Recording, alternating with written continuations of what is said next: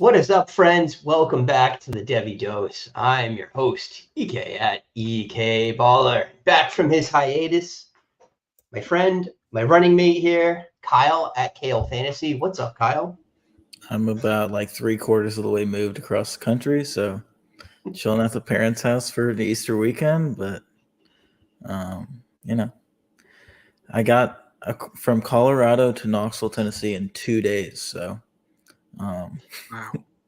moved quick and a lot. So still recovering, honestly. But other than that, my Vols are in the Elite Eight tomorrow, so can't complain.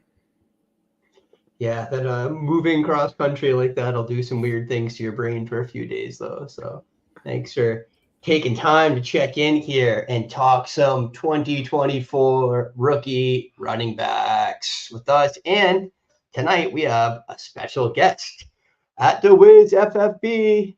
What's up, my friend? What's going on? What's going on, man? Thanks for having me, Kyle. Thanks for having me. Appreciate it. Kyle, I definitely don't envy your last couple of days, but glad to hear you're kind of getting towards the end of it here. No, guys, I'm pumped to be on here, talk some of this 2024 class, kind of get your guys' thoughts as well as mine. And, I know we were talking a little bit before this, but this should be fun to go through. Yeah, man. Anytime you hear someone moving, it's better them than me, right? Yeah.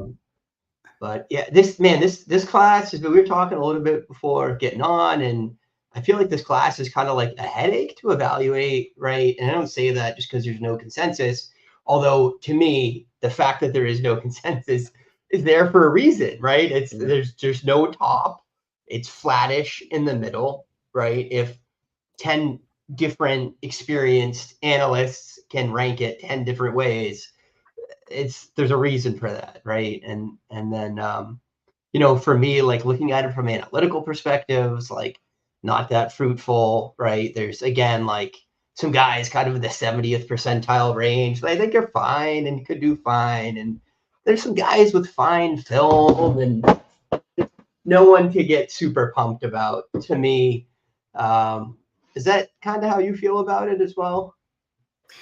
Yeah, I think that's where I'm pretty much at right now, Eric. I think there's what you said was it's a bit of a meh class to me. Like nobody's really popping off the page from an analytics perspective. I think to your point, like no matter how you look at it, some of the guys like they put together some nice highlight packages and stuff. But when you think about some of the guys that we love to target in fantasy or some of those cornerstone guys, like I think we can kind of all agree the fact that we've seen so many different consensus rankings, there's really no like cornerstone guys in this class, right? Like, I mean, I'd go to the point of like, even like A-Chain last year, super polarizing, but like you could see the upside if he landed in the right spot. I just don't even know if like there's like a guy like that, right? Like obviously there's no Bijans or anything, or even like a Gibbs, but I've been struggling with kind of, where some of these guys land. A lot of the spots got eaten up. I think there's still a couple interesting spots out there that we'll probably get into, but yeah, largely Eric, I think I'm kind of with you. I think it's, it's somewhat of a lackluster class. I think there's depth there. I think there's NFL players there. It's just from a fantasy perspective, I just don't know how many like impact guys are there. Yeah. Kyle, is that kind of where you're at on this as well? Yeah, I mean, once we knew A-Chain was going to the Dolphins, like anybody in this class would be RB4 in last year's class at best. I mean, even Charbonnet probably ranked RB1 in this class. I mean, I don't know. That's tough, but I mean, that's the level of talent we're talking about at the top. I do think it's interesting as you get deeper because it doesn't fall off quickly at any one point to me. So I do think there's some debate to be had around like the 10 and 12, 8 spots, because I don't think there's like a huge drop off anywhere. And I like a lot of guys. I just don't love any of them. Yeah, fair enough. And honestly, Charbonnet was 62nd percentile for me, and that is right about where a lot of these guys land too. Corum's just below that. Cody Schrader's around that. Braelon Allen's around that. So, yeah, man. All right. So, like, Wiz, man, talk us through your process for scouting the position a little bit. What do you like to look at? I mean, obviously you're like a data guy first, but like, how do you attack a class? Where do you start from? fill us in on your process a little bit. Yeah, sure. So like I will say I'm a pretty like avid college football watcher during the season, right? So, like Saturday's big day for me. Like I'm tuning into, a lot of the, 12 games and I'm kind of watching it throughout the day. So, I'm not necessarily like I'm no tape grinder by any means, right? Like that's definitely not how I want to come off here. But I'm catching a lot of these guys kind of during the season, and just keeping an eye on, who's making an impact and stuff like that. But really, Eric, I think where I start is data. After I kind of have watched them throughout the season and everything, I started kind of in December, as the NFL season started to wind down, really start to pull together, a lot of the data for these guys' college careers, right? And so one of the things that I do is pretty much look at them from a data perspective and just kind of start seeing who pops in certain metrics that I like. And basically just kind of flag them, right? So, hey, if this guy looks good, and we can go through some of those stats here in a bit of as kind of far as what I use. But yeah, I'm looking for guys that kind of pop off the page from a data perspective, and then using that to go back and, all right, let's go watch these guys, understanding their situation, understanding certain schemes that they were in, did they have, injuries? Is that a reason why they maybe have a lack of volume, but are really good from an efficiency perspective? So really, I try and use the data to identify guys and then kind of go back and fill in the gaps with some of the film. Yeah, nice. I feel like I relate to that a lot. Obviously, Kyle and I are big Campus to Canton players, so we have our fingers on the pulse, and we both watch a decent amount of college football. Yeah. But, really, if nothing else, you're seeing the guys pop in the box scores. And then as we start to get into the data, there's a lot of stuff I like to look at. I mean, I like the missed force tackles. I like yards after contact per attempt. I like seeing a guy that has some stats that say he can catch the balls, right? Right. So receiving yards. Yeah, you pretty much just described my notes here for when we go through some of the stats there. So that's just really funny that we're kind of aligned there. Yeah. Yeah. So yard. Go ahead. I make my takes when these guys are like juniors in high school, and then I just hold on to them. Yeah, pretty much. To some degree, that is actually true about you, though. So it takes you a long time to move off guys with pedigree when they suck, whereas like guys don't do anything 2 games into their sophomore year. I'm like, trash. Yeah. For better or worse, Hey, yeah. I mean, it's more so running backs than wide receivers, but yes, I do tend to do that with running backs. Sticking to your principles, Kyle. I like it. All right, my friend. So you're in the driver's seat. Take us into your top 5 here first. Yeah, so I've got Brooks at 1. He just for me I know there's kind of a lack of volume when you look at some of the other versus him and some of the other guys in this class. Obviously, kind of with Bijan being there the last few years and Roshan, he didn't really have a chance to kind of make as much of an impact. But I thought what I saw this year was pretty exciting.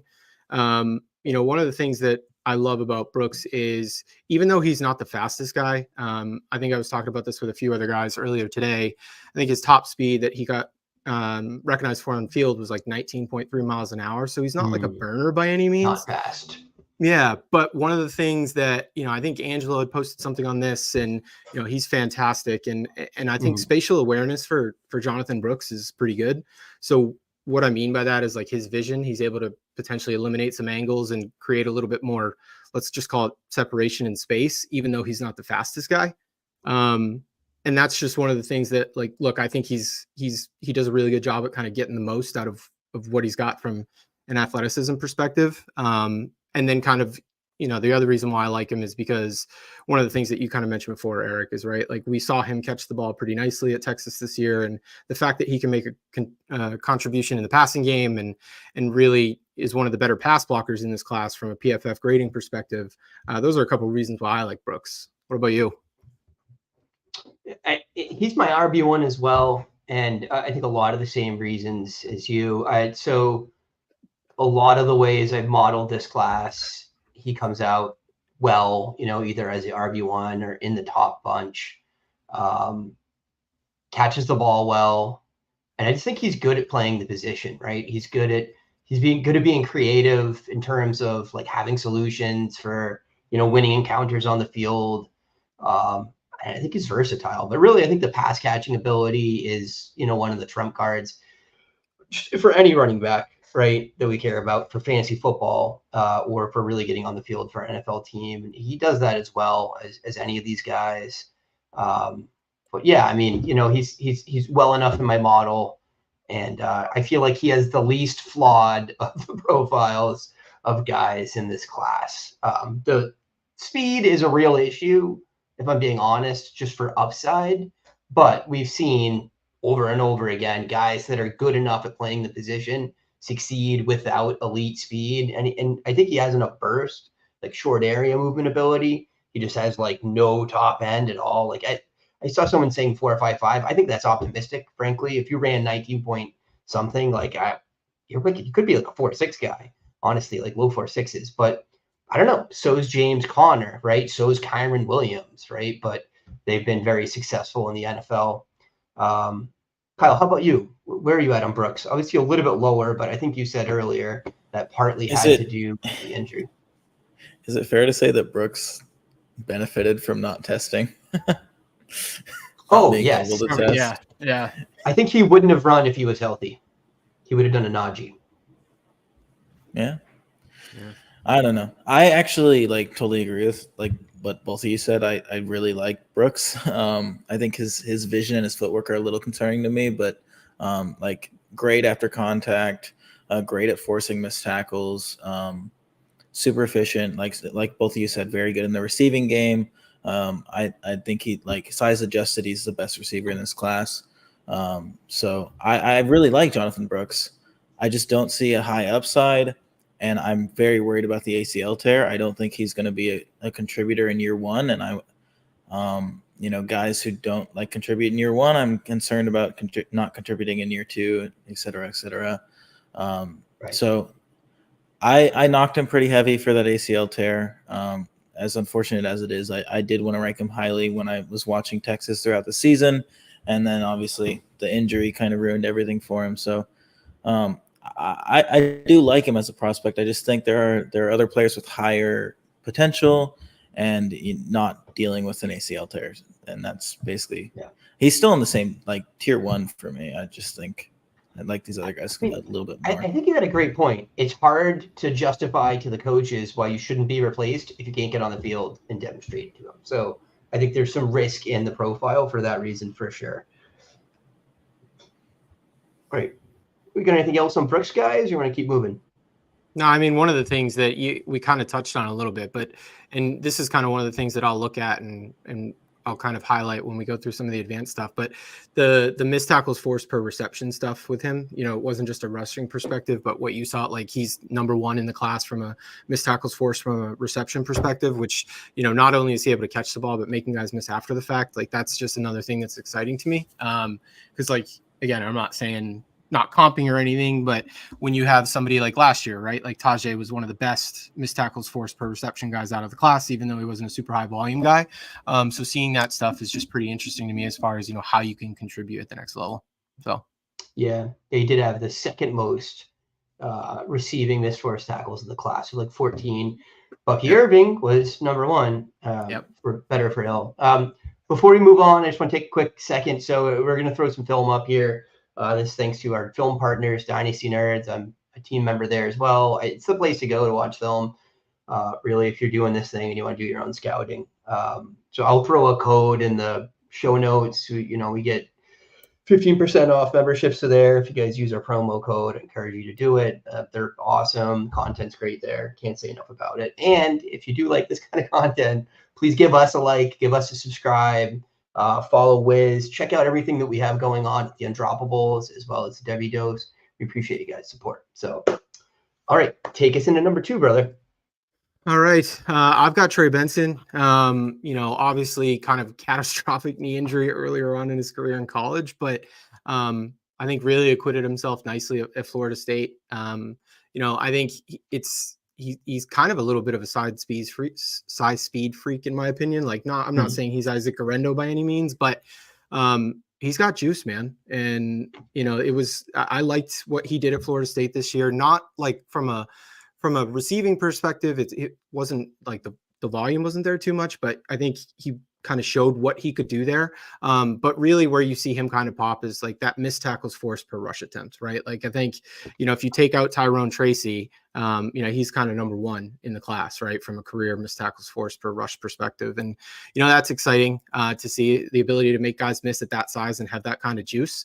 So, if he can continue to kind of develop his game from a receiving perspective, I think there's upside there. We'll probably kind of talk about this, but a running theme for me is going to be a huge thing for these guys and Kyle, I think you kind of said it, a ton of these guys are in almost one flat tier, right? Or at least, a couple flat tiers. So landing spot is going to be huge with some of these guys for me, as far as understanding the impact they can make. But yeah, Eric, from a pre-draft perspective, I think, some of the things that he does at his size, over 6 yards a carry, first in missed tackles forced per rush attempt. I think he had explosive run rate for his college career of like 17%, which is kind of over that 15 that I like to see. So I think he's got juice, and, I kind of like him as my number 2. How about you guys? I mean, the athleticism is tough to argue with. Talk about a guy that did help himself at the combine this year, but he's been up there. I mean, that Kyle and I were talking about this pre-show, and for me, like most of his data points that I care about in terms of modeling are just kind of like middle of the road, but none of them are terrible. So he kind of winds up, a top 4 or 5 guy in the model. Obviously, the missed tackles forced was really nice with him. His career yards after contact per attempt isn't great. It's below 3, which is kind of a threshold, in my opinion. But I think we're taking what we can get with this class, and then, not having more than 20 catches in any season. You'd like to see a little bit more than that. Is that like Florida not utilizing him? Is it them having multiple guys in the game? FSU. I don't know. I don't know what to say about that, but I have a hard time keeping him out of the top 4 or 5 in this group. So yeah, I got no real argument with him there. I think I'd probably have Wright ahead of him personally, but I think he's definitely a top 5 back here. Kyle, you're right there too. You got him number 2 as well, but you are a size speed guy for sure. You're talking about his receiving ability and whatnot. And there was a play on this tape where he is like schemed open. Like they basically run a screen for him and he just barely catches the ball and falls down. Right. It was rough to watch. I mean, I don't know. Like you said, we're taking what we can with this class. We're taking what it gives us. And I go back and forth on Trey Benson being RB2 and RB3. The more I think about it, the more I want to put him at RB3 rather than RB2. But the athleticism is just, great. I mean, size, speed, everything you want there. And that's kind of the thing you can't coach. So, that and like his ability to force missed tackles. I mean, he really is very good at controlling his speed and like using that control to make people miss. And I don't think his vision is really like horrible or anything. But yeah, the lack of catching was obviously obvious in data and also obvious in film. Like he's a total body catcher when he does get thrown the ball.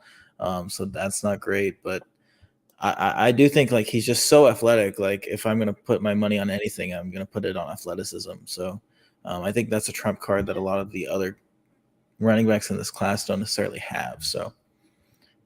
I got to be honest, 90% of what you just said was talking me out of him. Which is, again, I think that's telling us something about the class. I was talking myself out of him, honestly. You're like, catch the ball and fall down, and then you can't really do that good. But look, I like to see a guy that was able to seize, the workload and things like that to be the engine of the offense. He never had a adjusted yards per team play above 1.6. Like, it's just, I don't know. But again, most of these guys didn't. Brooks didn't either, and it's like, is that the injury? Would he have done that this year? Probably. I don't know, man. And Eric, of all people that I've been down on Benson for like the last 3 years. Yeah, we've been having this argument like back and forth, right? He was dead to you this fall. Yeah, but like with this class, I mean, I just keep knocking people down, and I can't find a reason to really knock him down that much. But like everybody else, I'm like, oh, that's not really good. I need to move them down. Yeah. So Benson just keeps getting artificially elevated. So yeah, I don't know. All righty then. I think we can beat that horse long after it's dead. I don't. You got anything else before we move on? No, I mean, look, I think from a reception perspective or receiving perspective, right? I think Kyle's right. Like, it's not like he's showing off like the strongest of hands or anything like that. And maybe his, missed tackles force per reception, which, look, is one of the better ones in the class. It's probably due to him just being kind of that size speed freak. But the fact that he's making guys miss after he can catch the ball, even though he may not be the best receiver, leads me to believe like maybe that increases his floor a little bit at the next level. I don't necessarily think that this is a guy that's ever going to catch 50 balls in the NFL, but if he gets some sort of role and can capitalize on, the rushing attempts and being able to contribute a little bit in the passing game at the next level, maybe it raises his floor a little bit. Yeah, I don't know. I don't have his ADOT in front of me, but I'm gonna assume it's like less than 0. So I think that missed tackles forced per reception number is really just like a function of him being good at forcing missed tackles. Yeah, and it's probably fair, Kyle. The passing game is more of just sort of an extension of the run game. Now, let me ask you guys this. I'm not sure if you know or not, but like, is Norvell like historically, is he a guy that rotates multiple backs, doesn't give everything to one guy, or was this just a product of like FSU just going through multiple guys this year, or is that just like kind of his MO? I feel like he rotates guys. I feel like he rotated guys when he didn't have anyone, but I feel like Antonio Gibson was getting a crap load of work, and that other guy they had at Memphis was getting a crap load of work too. Dude, Gibson had like less than. Oh no, that's right. That's right. Gibson. Yeah, that's right. It was true. It was the other kid. The kid that's on the Eagles got a ton of work. Gainwell. But I think everyone else got hurt that year, and that's why Gainwell got all of the work, if I recall correctly. But we're talking about 5 years ago now. Well, wasn't Pollard at Memphis too? Yes. Yeah, that's crazy. Yeah, no, he's run there, man. He's put out good running backs. It's just they have split carries a lot, actually. So look, that's another argument against Benson. How many passes did those guys catch? They got some receiving game work. Yeah, they have different builds though. Is Toafili like a legit receiving back? No. I mean, like coming into last year, people liked Toafili for CFF. But no, I don't think he's any special talent in any way. I would love to pull up the actual stats and see if anyone else caught more passes there, but I don't want to bog us down, so let's keep it cranking. All right, number 3, you have Blake Corum. You want to talk us through that a little bit? Yeah, so I think with Blake, this is more of like a floor situation for me. And I think there was obviously before the Gus Edwards thing, I probably would have been a little bit more excited about if he landed in like a Jim Harbaugh reunion with the Chargers. But like, look, I don't think he's like, I think he acquitted himself actually pretty nicely at the combine. Like he didn't throw up, a bad 40 time number. I think he showed that he's agile. He's got a ton of tread on the tires from his time at Michigan. And, one of the things with me is like, he's going to be 24 years old, I think November of his rookie year. So I just worry about like his ability to kind of increase in value, right? Because like, another year from now, that's kind of when we start to look to sell running backs, right? Is like 25, 26, like he's going to be that in a year. But look, he's probably one of like the better, just like pure runners in this class. I do also wonder though, like, was he just a product of that Michigan offensive line that was number 1 in the nation, like 3 years in a row? And they kind of just gave him every opportunity to succeed there. So look, I like him. I think he's got talent. I think he's a good running back, but to Kyle's point that he kind of was talking about, versus other classes, I don't think if you look at last year's class, he's cracking the top 3. And he's probably a high floor play for me the first couple of years, depending on landing spot. And then I just don't know really what his ceiling looks like at the next level. So depending on his price, like if he falls to me in rookie drafts, sure. But like I'm not taking him like kind of early second round ish right now. Blake Corum's career arc is Jonathan Brooks if Jonathan Brooks stayed in college. Like, I don't know. If he came out like after his sophomore year, I would have been so thrilled about Blake Corum. Like, all the numbers were fantastic that year, and they were good last year. And then obviously he tore his meniscus at the end of last season, and I think that's obviously affected like his ability to make plays in the open field and make people miss in the open field. Because he was excellent again this year at like vision wise, like all the things that like running backs have to do in their mind, he's very good at. He's just like not, it's very obvious that he's not physically the same running back that he was 2 or even a year ago. And so I think Corum is like a tier lower. I think he's like tier 2 in this class. I have him at 7 overall. So I don't know. If we're getting 2022 Blake Corum in the NFL, I do think there's a legitimate role for this kid. But if we're getting last year's Blake Corum, I don't think he's much more than a 3 to 4 yards a guy, like in a cloud of dust type guy. Yeah, I think you had a great point, and that's, I mean, honestly, what you're saying is almost an argument for him for me, because we do know he had an injured knee, right? He was held back this season. You can see it. Someone posted recently a chart of his, whatever metrics it was, several of them, year over year, and they've declined, right? Since 2021, right? Was his peak, as you were saying. But like even looking at last year, he was over 3 yards after contact and attempt, whereas he wasn't this year, and he's not for his career. 73 missed tackles forced, 832 yards after contact.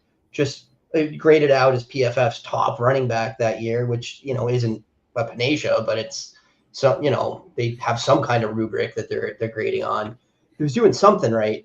So I just wonder, is it like how much did the injury this year really impact his ability to make things happen?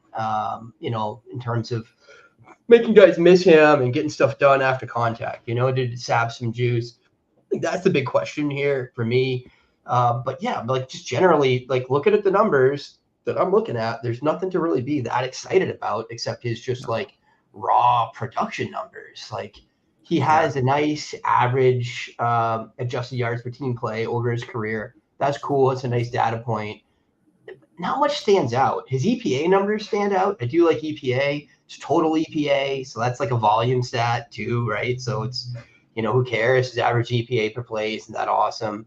Although volume stats do sometimes correlate well to the next level. There's a reason the coach decided to give him all the work. That's why we like, volume metrics, work share, things like that.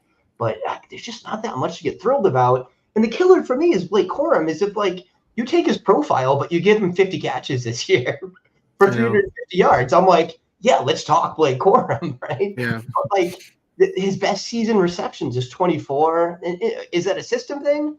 Probably, right? But if you really had the juice on that, I can't imagine a coach not using you, in the red zone in the passing game a little bit to spread things out and give you another angle to attack at. I mean, I guess Harbaugh really just, I don't know, it's a power game for some level for them in the short area. They got this dominant offensive line. Maybe he just wants to keep it simple, but those things are red flags for me. Like they have to be. I mean, I think Kyle kind of said it, right? Where it's like a 3 or 4 yard guy, right? Like that's kind of what you worry about that he is at the next level. One of the things that I look at, and I've gotten a bunch of my stuff from PFF and just kind of basically compiled it for, some career numbers, right? So I think one of the things that worries me, to Kyle's point, is, just about 12.5% for explosive run rate percentage for his career. And when you couple that with, he's, I think, out of 22, let's call him relevant, 22 running back prospects in this class, he's got the 4th worst missed tackles forced per rush attempt. So, and that's on 676 attempts, right? Like that's a large sample of us kind of saying like, yeah, sure, he's fine, he'll get you 3 or 4, but like how many big plays is he actually making? And that's just kind of, at the next level, if you're going to be 24 in November and you're not like a big playmaker and you don't contribute in the passing game, what's your ceiling look like? Yeah. And I don't want to say he doesn't do anything good. He has awesome vision, some of the best vision in the class. Yeah, for sure. He's good at making guys miss, right, and avoiding tackles, right? Not a huge tackle breaker, but like using angles to get away from guys. Has that burst, earlier had some nice moves, like a nice dead leg and stuff in the open field to get by guys. But look, all right, so here's my question. Like, so we're saying he's not going to get a lot of passing game work. He's probably getting you 4 yards a clip. Like, are you guys using an early to mid second round pick to acquire Blake Corum in a dynasty rookie draft? Personally, for me, no. And like, again, it just kind of speaks to Kyle's point in the beginning where like all these, like I may have him 3, but like, I think that's just like an artificial 3 just because I don't necessarily love people behind him. And I think that if I'm more banking on, look, if he lands in the right spot, maybe he contributes early and then you can pivot off of him, right? Like if I do take Blake Corum, it'll be later on. I will keep him for a very short amount of time and then he'll probably be gone. Kyle? Yeah, I mean, my philosophy with this class is just going to be like, whatever guy I kind of like falls the furthest, I'll snap him up. But yeah. I mean, I'm not reaching for any of the running backs for sure. Yeah, I've seen some drafts I've done, Benson going 201 or Jonathon Brooks going in that range. Do you guys like either of those picks? I guess, like, look, if Dallas takes Jonathon Brooks and like me, and I'm not necessarily competing. He's not going 201 anymore then. Yeah, exactly. Well, there you go, Kyle. Yeah. So then, I mean, look, very landing spot dependent, but if somebody took Brooks and they came out and said like, look, this guy is like, it would depend on his draft capital, right? If he gets decent draft capital up into the second round where it makes me think that, okay, even if he doesn't play year 1, they're not necessarily going to go super high running back in next year's draft in 25.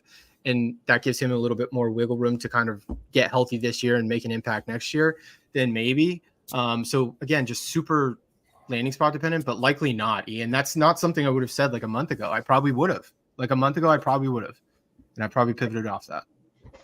Yeah. So if these guys land right on the Raiders, right? Like, are you more interested in them then? Probably. I mean, like, look, I think Zamir did some cool things, and I think they like him a lot there. Pierce does kind of seem like a look. If you've done it for me a little bit, then he's got some loyalty there. But like the other thing that is Brooks, he's 20 years old right now, right? Like he's super young. So like, I get it. The injury's scary, but like even after a year of recovering from that, he's 21 years old and he's going to be 3 years younger than Blake Corum. Like, I just think he has more of a window to kind of make an impact or like gain or accrue value than some of these other guys. But what about you guys? I almost think you want some of these guys to land somewhere with a veteran that's still going to be on the team in 2025, but that's going to be not good anymore, right? Like enough to keep them from drafting a rookie in 2025. Yes, exactly. That's what you're looking for a landing spot, I think, right? Because I think any one of these guys gets buried by any one of the top 6 or 7 next year, right? That's a good point, Eric. All right, gentlemen. So we're gonna get through the rest of your top 5, and I think maybe we'll talk through your 6 through 10. But I'll maybe throw up film for the guys for like Ray Davis and you have Jaylen right at 5. I guess we'll kind of like mix it up then, talking a little bit more about Kyle's and yours together. But right now, let's focus on this fella who's obviously been a Devy darling for a long time. So tell me what you like about Marshawn Lloyd. So obviously, right, college production impacted by injuries. But but like, correct me if I'm wrong here. 5-star guy originally coming out, right? Like high 4-star, but yeah. high 4-star. Okay. No, I think one of the things that I like about Marshawn is he doesn't really pop in necessarily one thing, but he does pretty well in a couple different things that I value, right? So like from a missed tackles forced per rush attempt, coming in at like 0.33 from a career perspective, like I'll take that. His explosive run percentage at 18.5% is something that I liked, or just under 18.5. So I do think he has juice, and like the nice thing is he came in at 220 pounds at the combine, I think. So like he's a bigger guy that even though he's got some injuries kind of under him, he should be able to kind of fit some volume at the next level. And again, not really from I don't think it was. Yeah, like not a ton of receiving work from a volume perspective. It looks like 34 catches, but like his missed tackles forced per reception was strong, right? So like, is that just a product of the Lincoln Riley scheme, like them not throwing to running backs as much? But I think at his size, kind of what he's shown with his ability to make guys miss and, contribute at least a little bit in the passing game. And he's not the worst pass blocker in the world. Look, again, it's just kind of a tier thing for me, but his size with some of that other stuff that he can do at the next level, he's intriguing at the least. Yeah, it's interesting that PFF loved him on the elusive rating, but 47 missed tackles forced is not a large amount. He only had 115 attempts. He's fourth in PFF's ranks and so missed tackles forced per attempt. Right, that's what it is. Yeah. Lloyd's one of those guys. I liked Lloyd a lot. I mean, for a long time, I thought he played really well last year at South Carolina before he got hurt. He had some clips looking like Cam Akers-ish in a good way, like pre-Swiss cheese knee, Akers. And I've always loved that he's got the soft hands. And, even though he doesn't have like a crazy amount of receiving work, he has averaged 150 yards a year, which isn't terrible. I mean, he's gotten receiving work every year, right? That he's been healthy. And last year, I think it was a decent amount of it in South Carolina as well. So if I look at like career yards per reception too for this class, like he's number one. So like he can do stuff as far as, when he gets the opportunity to make receptions, like he's being productive with what he's got, right? So like to your point, Eric, like there is something to like there. Yeah, there's a lot to like, honestly. I feel like, again, we're talking about systems, and it's another guy, right? USC just doesn't, at least since Riley's been there, and really Riley at Oklahoma sometimes had a workhorse, but the past couple of years, he's really spread the work up. Certainly had a decent amount of receiving work to the running backs with some of the guys in the recent years. But so I think Lloyd's a guy that I like a little bit more than I think his data profile tells me to. And another guy that definitely helped himself by testing, right? And by testing very explosively at a nice weight. And just like the data profile is not going to be a slam dunk, but subjectively, I think there's a lot to like, and he's not really below like thresholds on things that I care about, right? Like his yards after contact per attempt, like, right around 4. I mean, that's a healthy number. The missed forced tackles per attempt and per reception, I think are gold. And there's actually some statistical significance to that. I mean, you know that as well. So yeah, I'm as warm on him as I am on anybody in this class. Actually, I think I'd much prefer him to Corum. I think there's a little bit of upside in his profile that the Corum doesn't have.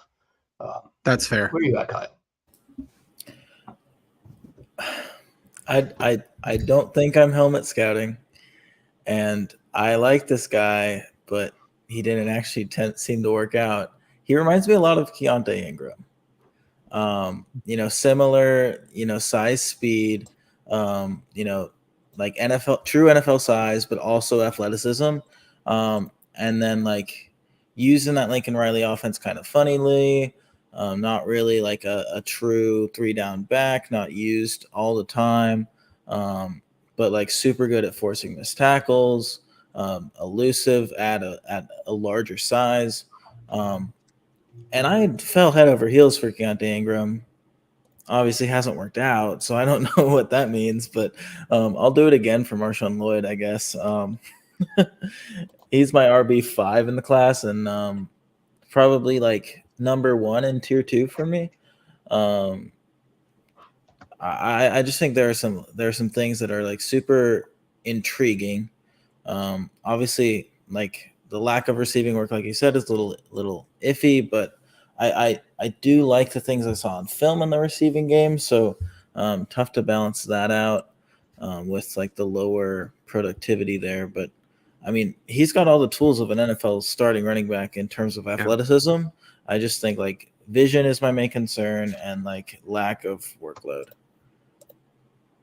Yeah, there you go, talking me out of guys again, because I like Ingram like for the landing spot because he caught passes. He's a good pass catcher, but never was really dominant in college, in my opinion. I think peak Lloyd is definitely a lot better than anything we saw from Ingram, but is he going to get an opportunity?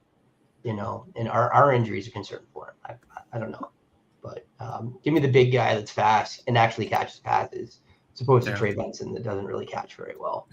So, all right. So rounding out our top 5 here tonight, we got 1, Jaylen, Wright, Tennessee. Kyle doesn't like at all. so Kyle's got Wright at B1. But all right, take us in here, brother. What do we got? Kyle, you want to take him as the ball leader, and then I'll kind of jump off you? Sure, and I don't think my takes here are really that biased. Obviously, I did watch a crap ton of him, but he's 20 years old right now. I mean, he'll be 21 to start the season, but he's like the 3rd youngest prospect in the class, maybe 4th behind Estime as well.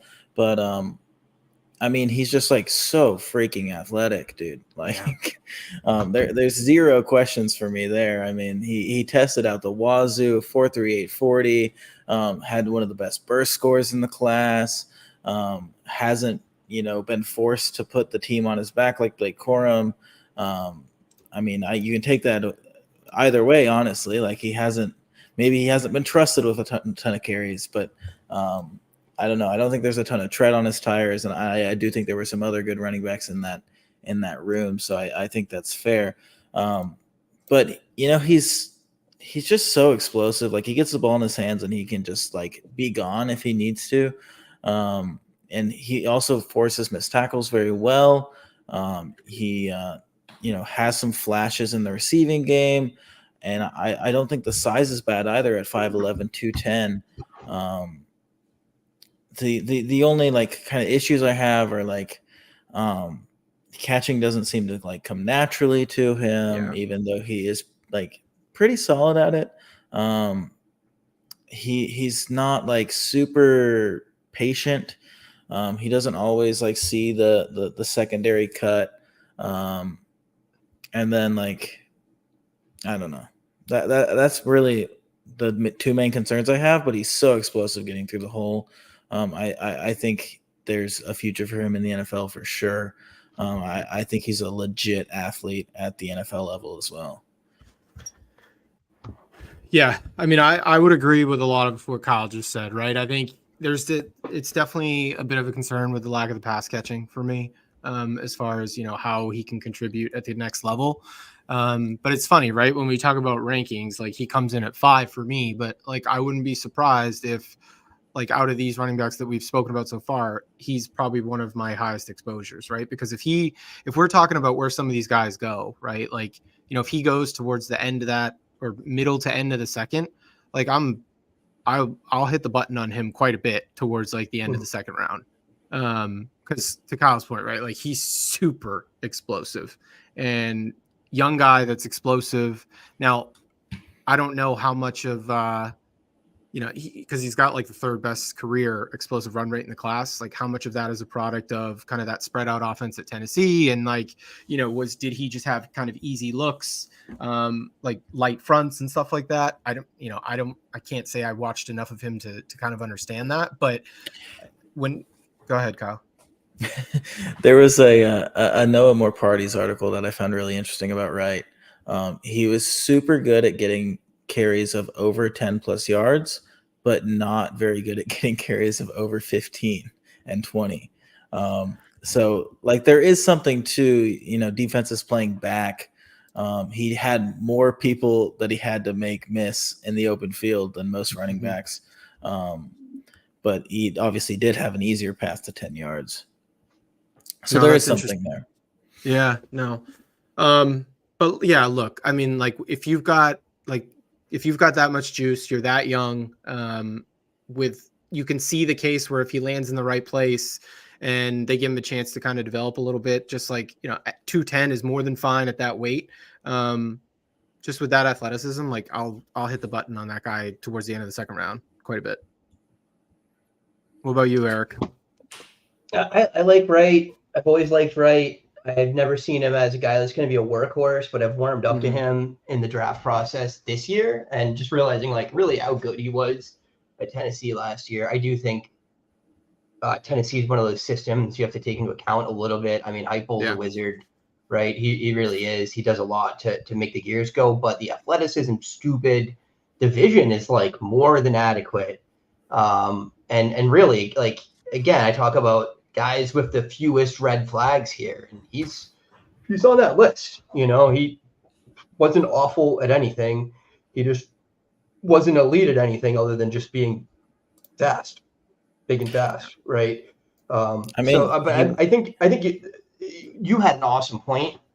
Whereas if Wright doesn't land in the magic situation and he's going at 212, I am more apt to push the button on that than I am at Trey Benson at 202, right? Yeah. Or and maybe I do like Jonathan Brooks a lot, but I think value diving here in this class might really be a good idea. And I think part is going to come down to too is that unless the rest of the draft process falls apart for them, I really like that, like whatever it is, like the fourth tier of wide receivers, there's still guys in there that are viable. I think, like talking about like Malik Washington and Javon Baker and Jacob Cowing, like I'm probably going to draft just a stupid amount of wide receivers this year, like everyone else, and then try to come back to running backs when I think there's a value discrepancy in the favor of the positional value there.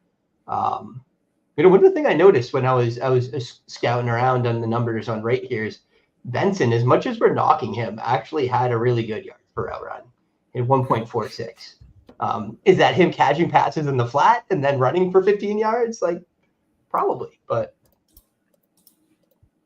Yeah, like I'm definitely going to go back and look at, because I think Kyle mentioned it, right? Like his ADOT, that's something I'll probably go back and look at after this.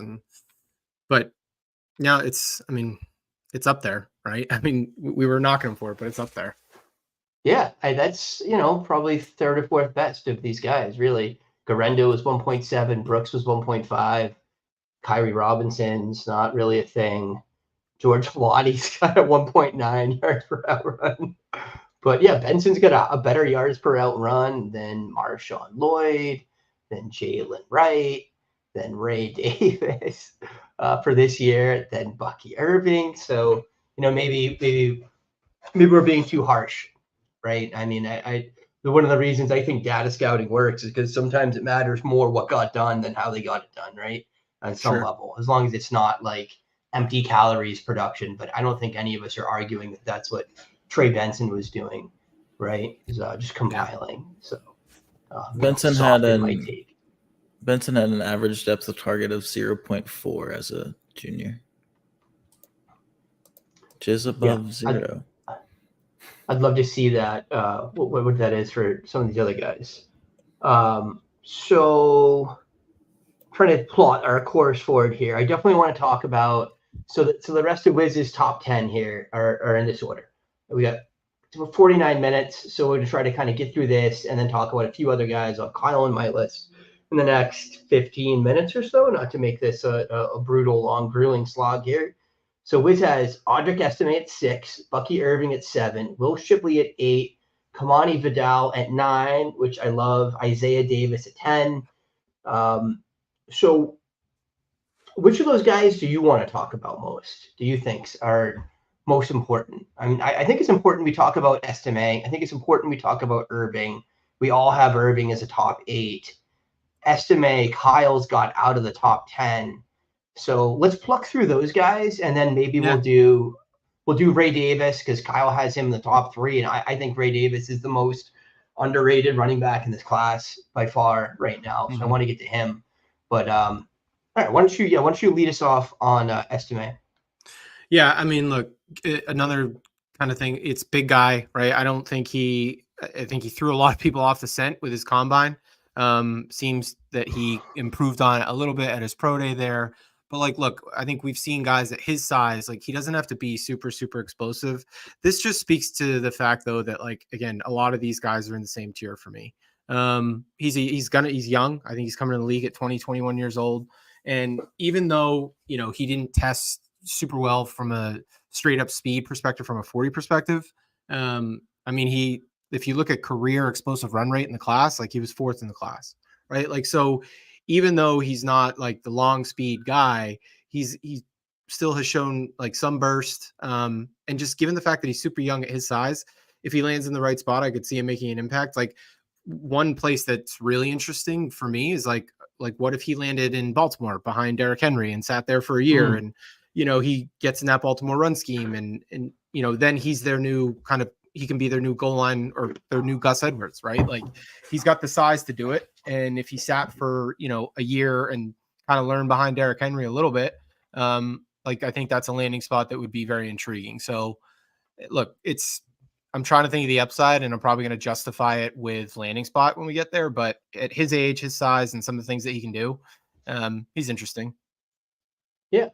Look, I like Estime as well. I mean, I think he's just a guy that's good at playing football. He's good at the position, has, I think, above average vision, actually does run with power, is a major tackle shedder, which I love and I think is necessary to play at the next level.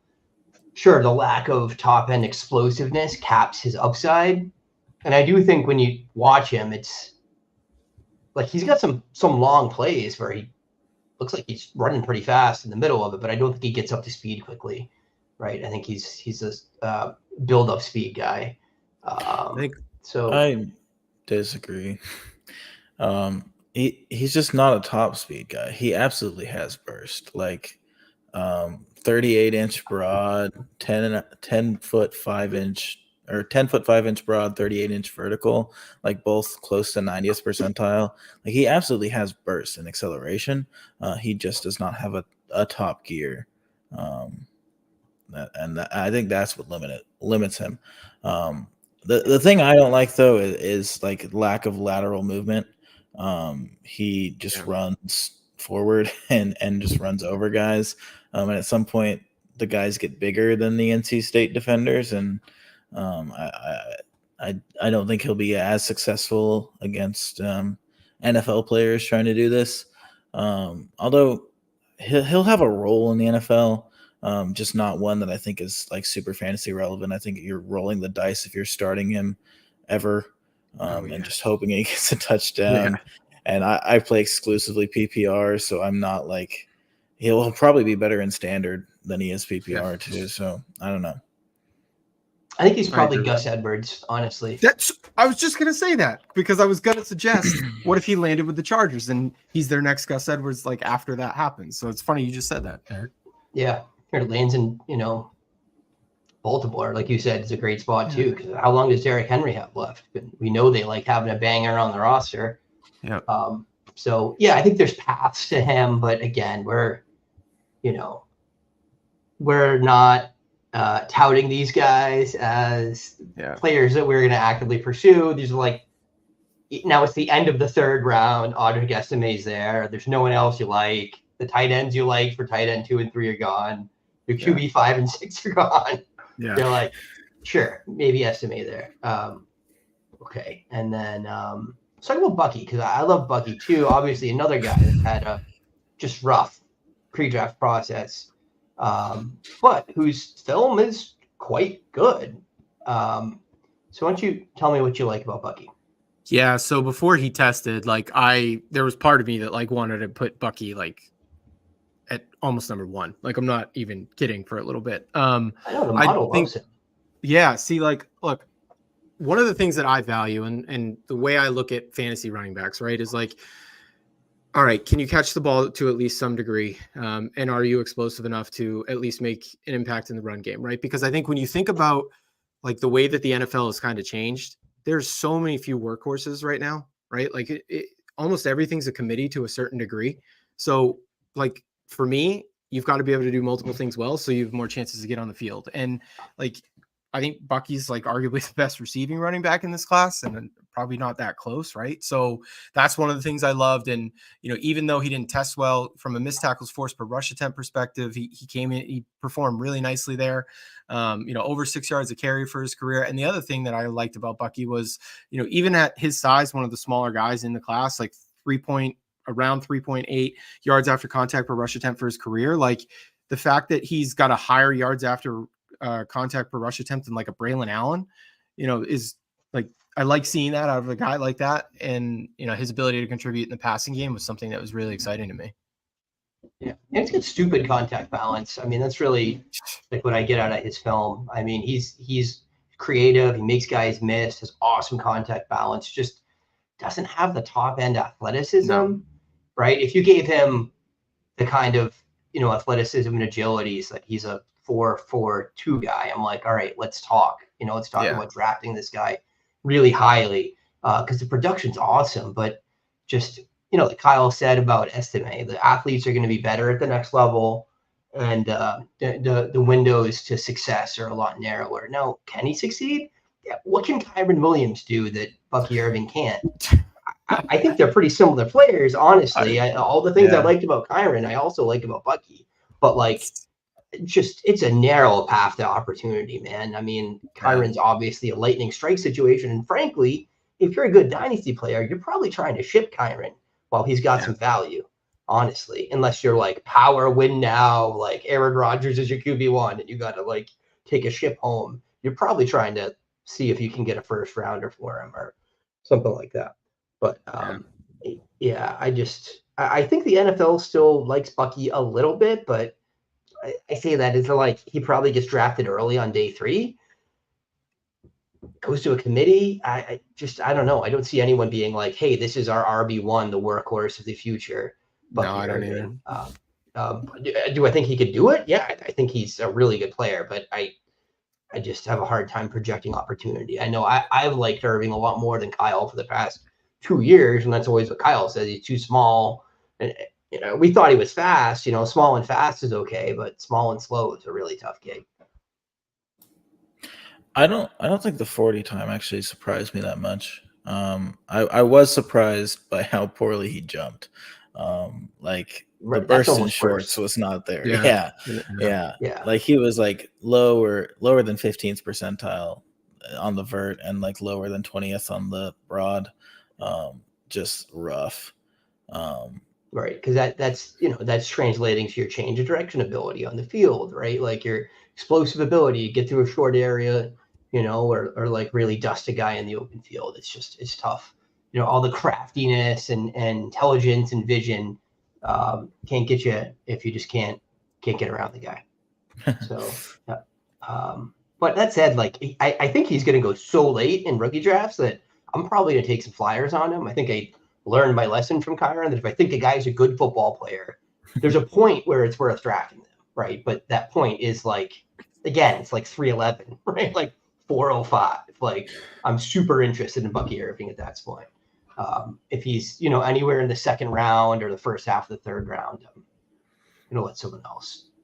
It's funny. It's funny you bring up Kyren, Eric, because I just brought up their RAS scores, and Kyren was 373, which is, and then Bucky's right now is just coming at 219. But like they're almost spitting images from a size perspective, right? Like 5'9", 192 versus 194 for Kyren. I mean, Kyren ran a 4.65, Bucky came in a 4.55. But yeah, the thing that I was surprised about is kind of the lack of not top end speed necessarily to Kyle's point, but like with how many guys he makes miss like in game, like I thought he would have tested quite a bit better from an agility / explosion perspective, because like it does seem like he's super shifty, but I guess from an athletic standing test point, maybe it's not translating, but like when you look at him on the tape, like he does make a lot of guys miss. Yeah, tons. Yeah, sheds blocks well too. And it's not, I think he has some ability as an interior runner too, in the way that like A-Chain has skill at an interior runner just without the speed and burst. You know what I mean? But small guys can still run. The other problem with Bucky that I've heard other people talk about is that he just sucks at pass blocking. So it's like, does he even get on the field as a satellite back if he can't block? It's a tougher gig there too. So, okay. So I think this is a great time to talk about Ray Davis, who Kyle has as a top 3 back, and let us kind of talk that through why he's out of your top 10 and yet in Kyle's top 3. And honestly, for me, he's closer to where Kyle has him. I don't know if I can get to 3, but I have a hard time keeping him out of my top 5. So Kyle, why don't you take the lead on that one? Yeah, Ray Davis, film-wise, popped as the second highest running back I graded. I think the athleticism is really good. I think there's a lot of great burst. I think in terms of playing the position, he is very good vision-wise. I think he makes a lot of things happen when they probably shouldn't. Like this Georgia tape is going to show a lot of that because like Georgia's like out athleting everyone else on the field except for Ray Davis, and so I don't know. I like his hands as well. I like his size. I think like for his size, his ability to catch passes is very good. Yeah. And I think he's a pretty good athlete. He didn't test super well. He tested about middle of the pack, but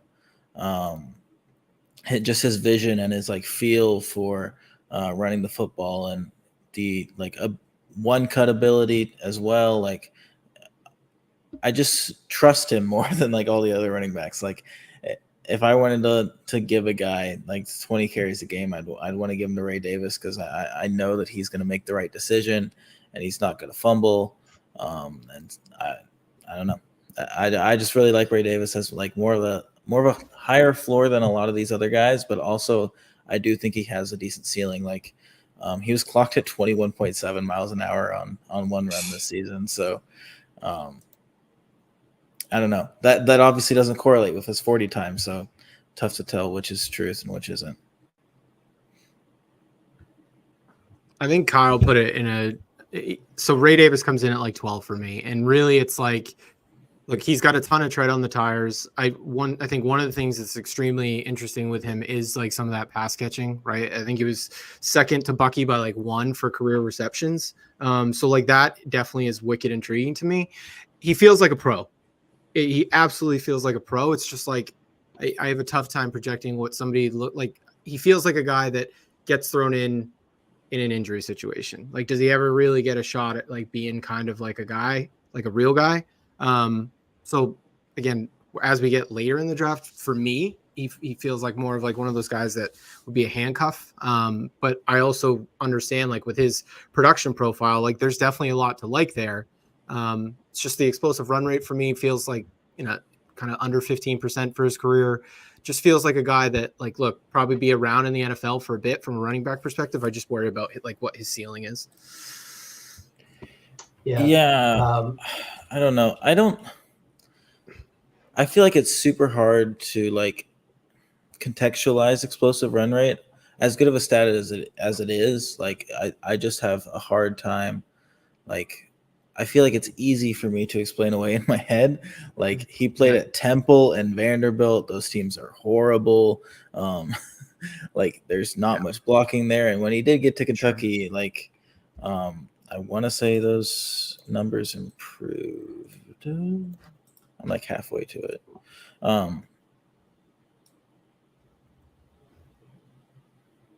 But 44.7% of his yards came on breakaway runs at Kentucky, compared to like 34 with Vandy. So I don't know. I think he was much better at Kentucky when he actually had some blocking, and he was in a very, very pro style system. Like other than Corum, I'm not sure there's that many other running backs who are running out of the under center as much as he is. So I don't know. I think he's just very pro ready, and I do think the ceiling is higher than a lot of people think. It's pass catcher, man, and he's a decent athleticism. I just, I feel like the way we talked about Jonathan Brooks as being an all-around back, I think Ray Davis is also that. He's a little bit less trendy because he's a little bit older. But so here's some stats. Best season adjusted yards per team play, 2.49. No one else in this class is close to that. Blake Watson's the closest after that. Average adjusted yards per team play, 1.1. Like that's good despite him being on trash teams for most of it. Yep. Best season receiving yards per team pass attempt, 0.86. That's better than anyone except Blake Watson, who we should probably talk about at least a little bit. It's a lot of nice data points here, really. Rush touchdown share average is great. Receiving touchdown share average is the best in the class, except for Blake Watson, right? So not like a crazy tackle breaker, not crazy elusive, but I like his work in the passing game. I think he's a smart runner. I think he's got good vision and the ability to kind of adjust. He's not an elite athlete. He's not an elite running back, but he does just smell like a pro to me, like a guy that's going to stick in the league for multiple years, and a guy that if he gets the workload, he will succeed in the NFL. Right, I'm more certain of that than I am about many of the guys we talked about earlier, but the upside might be just a little bit capped. I don't know. He's interesting for sure. I also get why you'd have him out of the top 12. Not a lot of people are talking about him as top 5 kind of back. And a lot of my arguments for him are definitely influenced by volume this past year, and that was great. Okay, I think we should each pick one more back and talk about him. So, Dan, you want to take first grab off that? Yeah, if we're gonna pick one, I'll go. I thought I was probably go with my 9 here, but I'll go with Isaiah Davis. Smaller school guy, obviously, South Dakota State, but really showed an ability to contribute in both the passing game and the run game. I think if I look back here, hold on one second. Yeah, 55 career catches, missed tackles forced per reception for his career, just about 0.34, which was one of the better ones in the class. I think one of the things that I like about him is obviously level of competition here is something to take into account, but over 4 yards after contact per his career for rush attempt. So he just feels like a guy that, and he wasn't terrible in pass pro, right? So if we think about the ways you get on the field in the NFL, can you protect the quarterback a little bit when asked upon? Can you catch the ball? And do you have you shown the ability to either make some guys miss, which I'm not saying he's juking anybody out of a phone booth or anything like that, but he runs hard. He can make you miss. He can contribute in the receiving game. And he's not the worst pass blocker in the world, right? So he's checking boxes of if he gets an opportunity at the next level that, maybe he's got a little bit of a higher floor because he can catch the ball a little bit. But again, we're talking, you're talking towards the end of these rookie drafts, right? He's just a guy that he checks multiple boxes for me. Yeah, I get it. Kyle, you got any Davis takes? I like Isaiah Davis. I mean, there are definitely some very nice markers in that profile, and I think his film looks pretty good. It's just hard for me to evaluate FCS guys. Yeah, and that's fair. I don't know. If there's anybody in this class who's going to do it and be like a 3-down back, it's probably Davis. But I don't know. I think Lob has more of a skill set that just gets him on the field, no matter what. But I don't know. I think FCS guys. I think Isaiah Davis has proven a lot. And it's just tough to project that jump. Yeah, it's a hard pass for me generally on FCS running backs. we hype one of these guys up every year, and I can't think of one that's worked out. Can you guys think of one? Pierre Strong didn't work out. Whoever the kid was last year didn't work out. So I know Davis is probably a little bit better than those guys, but stats are so skewed to me when you're playing against, guys that are going to be right, like drinking beers and playing softball the next year, like with their families and their company picnic at their corporation. It's just not the same. I'm not saying he's not a talented kid. I'm sure he sticks to a roster, right? But just really tough for me to. I feel like it's an easy fade just of the profile, right? For me, if I'm gonna make a judgment about one fact on them, then the level of competition here is an easy judgment. But yeah, I could be wrong on this one. It's not going to be expensive to find out, although it's a little bit alarming to me when they start to get the hype train going, because I'm like, once they get buzzy in the Twitter circles, then I'm definitely out. But I could see it happening. All right, Kyle, who's your guy here? Is this the very last name I get to say? I mean, I'm not being a Nazi about it, but let's do this, and then we can throw someone else in if you guys want. I don't know, Dan, you got anywhere to be? I got nothing. I got nothing. Sleep, so I got nothing. All right. Okay, I'll bring up somebody who is actually likely playing running back, and a guy who was my RB1 in this class for most of the process, the last 3-4 years, and that's Braelon Allen. I mean, it's just hard to move away from a guy who's that yoked, that strong, that athletic at that size. He's going to be like Jason Tatum, where everybody is still saying he's 18 every year because he's been so young forever. Like he went into college at before he could smoke a cigarette. I don't know. I mean, literally. Yeah. I don't know.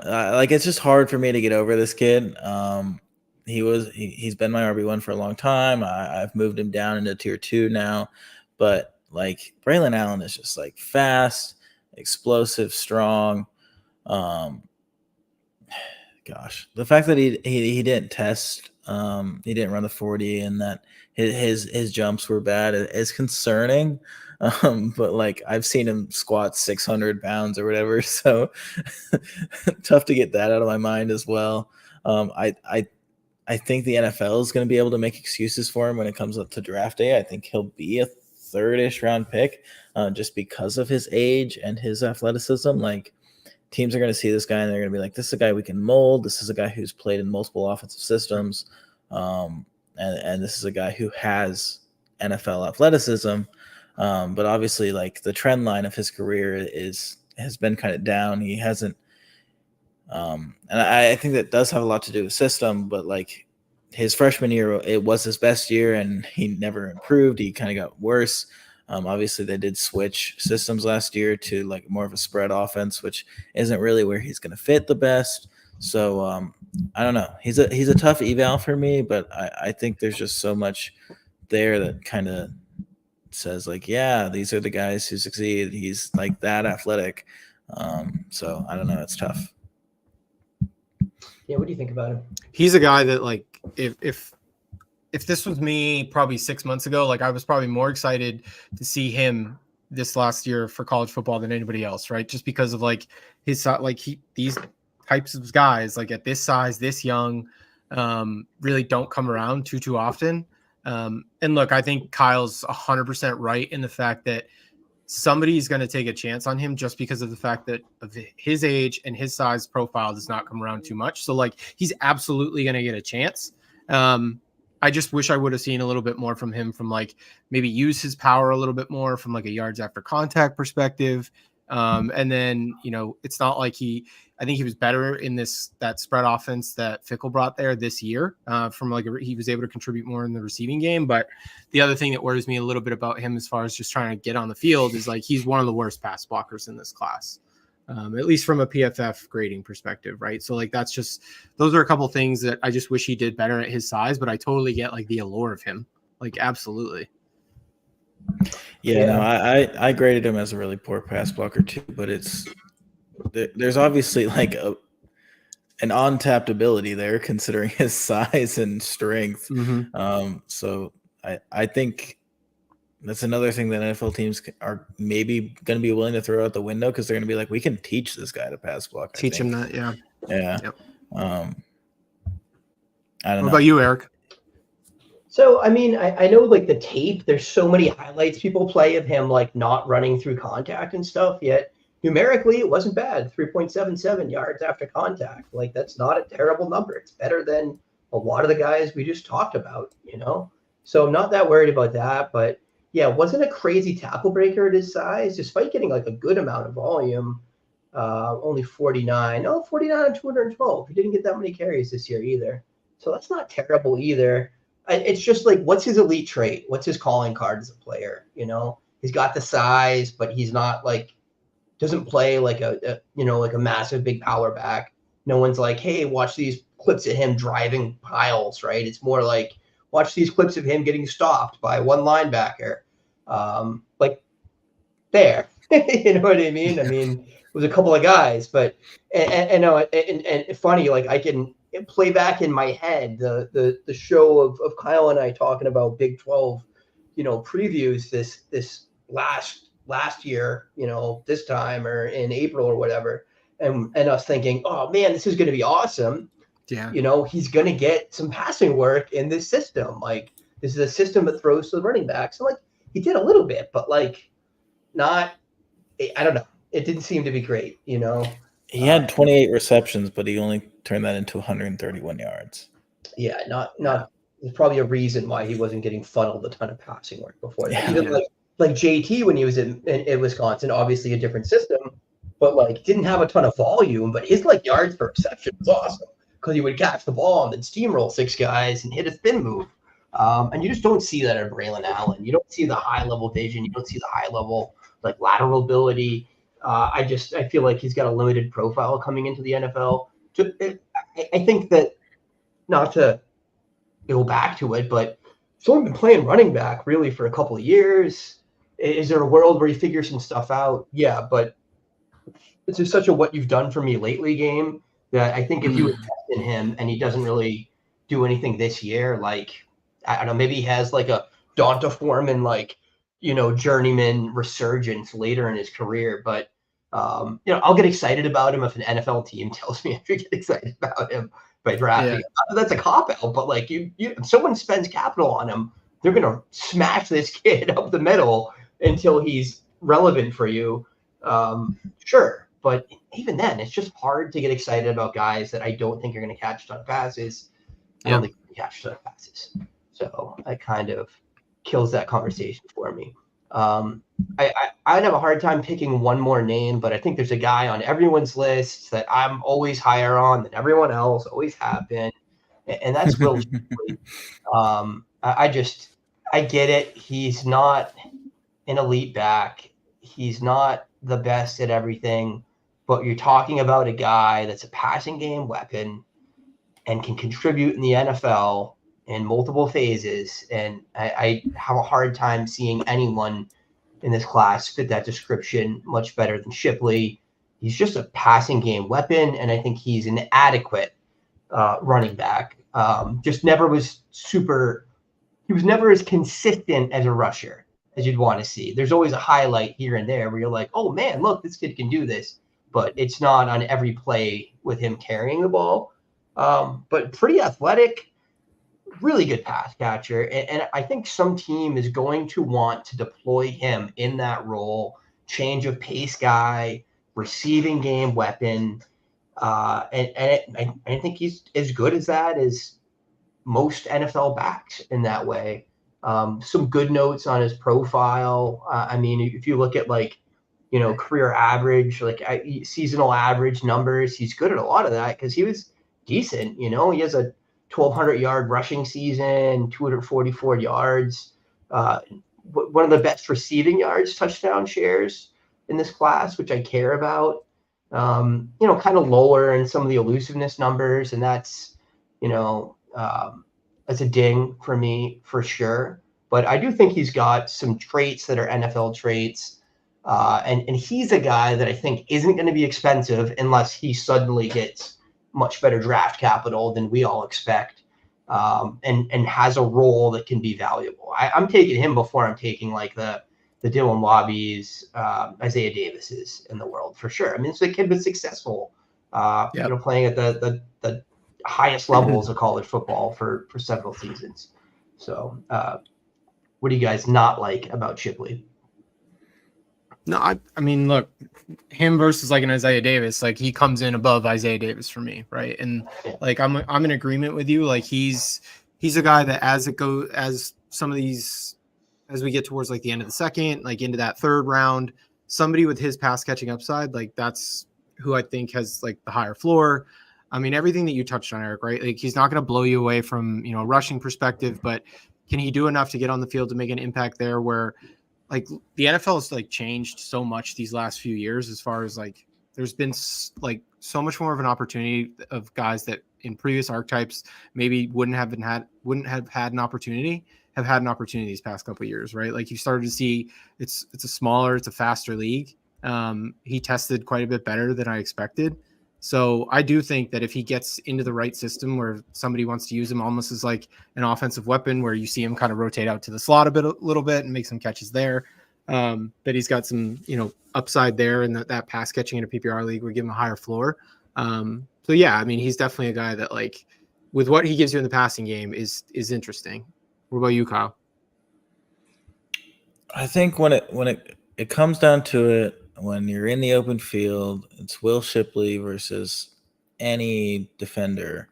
He does not have a trump card, and that's my issue. Like they're not good at like forcing missed tackles, not good at yards after contact. I mean, he is a great receiver, but I just don't see the like athletic ability alongside that to truly be like great. Or really even like hold out a great role. I mean, I don't know. I think there's something there that I just don't think. I think the upside is super limited. Fair enough. All right, do you guys, Kyle, you alluded to having someone else you wanted to talk about as well. I don't, Dan, do you have anyone else you want to talk about before we? I'm good Kyle? on my end. Yeah. Go ahead, Kyle. Kyle, what do you got? I have a super sleeper because he's not playing. He's probably not playing running back. And I know a lot of people have brought him up. Sione Bucky. Like if this kid plays running back in the NFL, God, I want him. And I think if it does get announced that like he's playing running back after the draft, then I think there's gonna be an overreaction from the dynasty community, and he'll probably be going at like the beginning of the fourth, the end of the third, and it's probably not where you want to take him because he is just so raw, but he is like a true athlete. I mean, in the few looks that he did get last year at the running back position, I mean, 0.476 missed tackles forced per attempt, 7.81 yards per route run, 3.19 yards per contact per attempt, or yards after contact per attempt. I mean, that's something like 42 attempts last year, but yeah, like I don't know. He was so fun to watch in those few games, and I truly do think he's an NFL level athlete, and a little bit above that. And I think he's going to get his foot in the door somewhere for sure with his like special teams ability and maybe he's a safety. Is it safety too? He is 5'11", 210. So he's running back size. Yeah. Yeah, love it. Definitely super sleeper. UDFA. You ain't have to draft him. He's more like would have been a classic Bill pick. Guy that can do multiple things. For sure. All right, I got 3 guys here. I want to speed round for you guys. We don't need to watch film. We don't need to spend too long on them, but just names to mention. We got some people, some eyeballs, a couple hundred people in right now. So let's try to give them what they came here for. So Kamani Vidal, what do you guys think? I like him quite a bit. As far as when you look at how do some of these guys towards the end of these drafts get on the field, one of the best pass blockers in the draft got good size. He's not, he's thick. Obviously, kind of Troy, not the highest level of competition, but he's got a ton of experience. He can catch the ball. And when you can catch the ball, pass protect a little bit, and make enough of an impact in the run game. I think 0.3 for his career from a missed tackles forced per rush attempt perspective. It's not like it blows you off the map, but he feels like a guy that if he gets an opportunity somewhere, like he could acquit himself nicely with what he can do in the passing protection game, as well as what he gives you from a straight up receiving perspective. So I like Kamani Vidal. Where are you guys at? Not someone I've gotten to on film, but I did watch some Troy games last year, and I mean, this is a guy who just was the offense, and just like was stupidly efficient, even though like teams were selling out to stop him. Like 1,600 rushing yards last year, and over 1,000 came after contact. Like he was the guy. Everyone knew he was the guy, and they still won. So I do think that part's super interesting. 118.9 elusive rating per PFF. I mean, there's a lot to like here. He has the right size. He's 5'8", 218. So like, I don't. There's not much to dissect other than the fact that he played for Troy. Big guy, run fast, break tackles. That's a pretty good starting place for me for an NFL running back. Caught enough passes, 4.46, 213, legit speed. Yeah, the 1,000 yards after contact. That's stupid. 94 missed tackles that year as well. And enough passing game work to hold up. I think he's one of the most interesting sleepers. If you're looking for an Isaiah Pacheco in this class, right, it's probably him. That's a good call. But, you'd have to have like a Chiefs landing spot. But, exactly. It's a guy that can do it. He can do it. All right, Dylan Johnson. I know, Kyle, you've talked about him at times in the past couple of years. Any feel for him in the NFL, or do you think he's not worth talking about?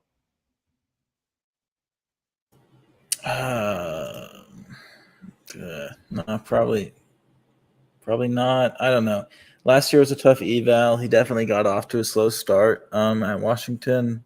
They didn't seem to think like he was the number one back immediately. And then obviously in the playoffs, he was dealing with some injury stuff, and that was very obvious. But I don't know. There were some really good games in between. I distinctly remember him kind of killing Oregon in the championship game. Obviously, I think he cooked USC, but everybody cooked USC. But I don't know. I don't think there's a trait that really pushes me over the edge on Dylan Johnson. I think he's just he's good all around. I don't think there's anything that's superbly gonna make him great in the NFL. You think the receiving volume was just a function of what's his face Leach at Mississippi State? Yeah. I mean, and you got after Leach was gone, it was pretty obvious that Jaquavius Marks was more of the pass catcher than Johnson, right? I think they both split 1 Arnett year. Yeah. I mean, he averaged 260 yards a season. That's the highest average in this class. Bucky got him by a yard, but it's a good profile. Dan, you got takes on Johnson? I mean, he's not a guy that's been really on my radar too much. I think some of the pass catching stuff that he does is interesting, but I mean, at that point down there in the draft, I guess I'm interested in other running backs, like Vidal, for example. But even if you get a little bit deeper, I don't know. I'd almost rather take a flyer, if we're talking at the end here, or even UDFA, give me Tyrone Tracy over somebody like him, right? You're splitting hairs there, but I would rather take a shot on a guy that's a little bit more explosive. But I do get the kind of late upside with him. Yeah. So Tyrone Tracy, I was going to talk about Blake Watson, but I think Tyrone Tracy deserves 60 seconds of our time as well. He's come on lately. With the pro day testing, is that where people started to really get excited about him? So Dan, why don't you take Tracy? I mean, just look, obviously super low volume, right? Because he was a wide receiver for the first few years of his college career, but so some of these efficiency metrics, like you have to take that into account, right? Like he just doesn't have nearly the volume that some of these other guys have. But in his limited kind of stint as, running back at Purdue, I mean, if you look at missed tackles forced per rush attempts, he would have came in second for, like, again, in relation to the rest of this class. I mean, breakaway run percentage, he's up there. Explosive run percentage, he's up there. And we know he can catch the ball because he played wide receiver, right? So like there's a couple things. I think Josh Norris put out a couple videos, and I threw a thread out there on Tyrone Tracy as well. But seeing him run that like Texas route out of the backfield, catch the ball down the seam, like from a running back perspective, like he's kind of like a Swiss Army knife that where if he lands like in the right system with a creative play caller, like I do like some of the things that he can do. Like not many running backs are catching the ball down the seam, like 20 yards down the field. So like I do like to see that. But again, like this is a guy that's like, he's got a large hill to climb to be relevant. But like if we're talking late upside, like he's interesting. Yeah, for sure. Kyle, you got anything on Tracy? No, he figured out well by PFF too. They had him as a top 10 rusher of the football, as well as the receiving work. 4.44 yards after contact per attempt. The last guy that I think is worth talking about, I don't really like Guerrero very much, but Blake Watson, I think, has been extremely productive over his career. Little guy, good football player. I don't know. Kyle, do you have any feelings on Blake Watson? No, I mean, I agree with what you said. Too small, but really good. So, sometimes that hits for a little bit. And I don't know. He's definitely a guy to keep your eye on. And like, oh, the starter went down. Oh, Blake Watson suddenly just scored 20 fantasy points this week. I feel like he's going to be a preseason hero, right? Like, he's one of those guys. That's a good call. He's going to run for like 3 touchdowns. Everyone's going to pick him up on waivers on Sleeper. It's a good call. Yeah. All right, guys. I think that's about it. Anyone else you guys feel worthy of a brief conversation? I'm from a 24 class perspective. I'm probably good on most of those are most of the guys on my radar. I mean, I think the only other one and FCS guy, but like if Dylan Lobb landed somewhere where they were willing to be very creative with him, where they're almost using him as like a wide receiver, then maybe that's somebody if you're like in a super, super deep league that to keep an eye on. But outside of that, Eric, I'm probably good. Yeah. I think the other guy kind of at the top. Oh, go ahead. I think we were about to say the same thing. You and I talked about, one guy pre-show, and that's Jace McClellan coming out of Alabama. Obviously not the RB1 at Alabama to the extent that a guy like Brian Robinson was, or most of the guys before him didn't get that type of volume. But I don't know, like former like high 4-star, 5-star guy, always been a superb athlete, has shown some things in terms of like making people miss, yards after contact.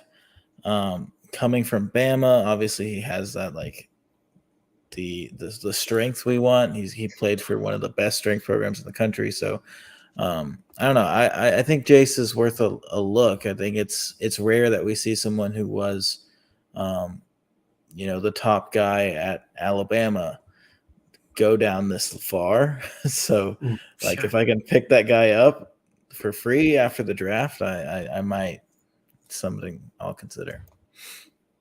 Yeah, for sure. I think that's what it's going to be too. There's no hype. All right, so I had slated a conversation on the upcoming Devy guys, but we've run pretty long. So I think we're all in agreement the 2025 class looks stronger. Dan, have you done analytical work on them yet? Super briefly, I threw something out there the other day, I think like about a week and a half ago on Ashton Gentil, and just like looked at, like I was compiling stuff for the 24 class, and after I was doing that, like I had to look into him a little bit more. But obviously like somebody like him from an analytical perspective with some of the pass catching stuff is like extremely exciting. Right. But like just overall next year's class, like I think when you look at like Henderson, Judkins, Singleton, Jonty. Like, I'm obviously missing names here, but like it's a loaded class. And I think that's why when I think about the running back position this year in this class, it's like why I'm not really super excited to invest about it. And I think that kind of, we talked through that on this, right? Whereas like, look, super landing spot dependent with these guys this year. But I've got more of an eye, like if I'm building out a dynasty team right now, like I've got way more of an eye on investing in running backs in 2025, because some of these guys that just signed deals this year too, these veterans, like they age out another year. You've got way more talent in that 25 class next year. And likely you've got more places for rookies to make an immediate impact, where I just don't know how many rookies in 24 make an immediate impact. Yeah. Yeah, for sure. Just that analytically looking at it, if Devin Neal, Travion Henderson came out, they would have been RB1 or 2 analytically, just in my base model with like no draft capital, anything. John T, Quinshawn Judkins, and Jaden Ott all would have been above them. So there's 5 guys that would have been are just numbers. Kyle, he's making faces at me. Just pure numbers, right? 5 guys that are a better percentile running back right now than anyone. I mean, Bucky did really well in my model, but we talked about he's taken a step off the deep end. And that's not even considering guys like Singleton, where if he puts it all together and is productive, like he could take a step. Trevor Etienne could take a step. Jordan James, Kyle and I both like quite a bit. I think he's a very good running back. I mean, this could be deep. Damian Martinez, another good season, could really catapult himself. We both like Dylan Sampson. Dylan Sampson, yeah, he's on my list here right now. He's weak, but just he hasn't gotten to play a full season as a starter, so he's a guy that could be up there. Although the size part of the profile is still a hurdle for him. So, Devin Neal is such a head scratcher to me. Like, to me, it seems like a slam dunk for him to have gone out in this class. And I was just going to ask you guys that. Why didn't, like, especially if he would have been like what with Brooks, the situation around his ACL, like he's probably the RB1, right? Like, why is he not? Last year wasn't his best season, if I'm remembering correctly. I think his sophomore year was a little better, but I don't know. I don't understand Neal. I understand Henderson. Like, Henderson wants to win a championship. Ohio State actually has a shot at doing that. Devin Neal at Kansas does not have a shot at winning the national championship. I don't know. It's a head scratcher for sure. Yeah, maybe the competition committee told him he wasn't a day 2 running back. That happens. Just because we like him and he's got some stats doesn't mean scouts are out of it. Yeah. But all right, guys, we've done more than our fair share of work here. Dan, it's been phenomenal. What are you working on? What are you plugging? We didn't do your plugs right at the beginning. What do you got to tell people about? So Dan, Bradley, and I have the Patriots Uncovered podcast that we're doing right now.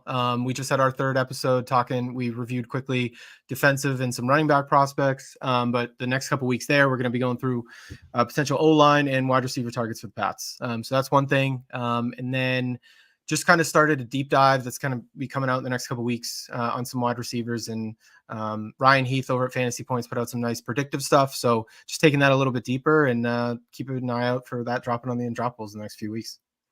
Yeah. Cool, and also, make sure to, I was just going to say also the Unraveled Fantasy Football Show, which is something that Trav and I are doing coming up here. It's just another thing to do that we're keeping an eye on.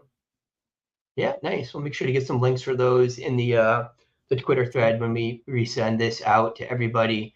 And of course, if you're into this, you like this kind of content, Devy Dose is college football heavy, Devy heavy, Campus of Canton heavy content in season. But we do like this dynasty stuff. We're all about scouting these players and trying to tell you who's good before it's too late. So that's what we're here for. If you guys like this, make sure you hit the subscribe. We'd love it if you left us a review, preferably a good one, but we'll take what we can get at this point.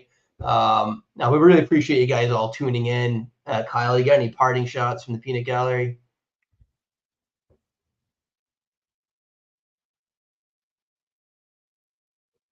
I think we lost the sound. I'm muted, but I just didn't like that you called me the Peanut Gallery because it hit a little too close to home. Well, we still love you, buddy. Well, look, I hope the rest of your move goes awesome. Yeah. All right, guys. I'm Eric, the Devy Dose, signing off. Appreciate you Go all. Vols.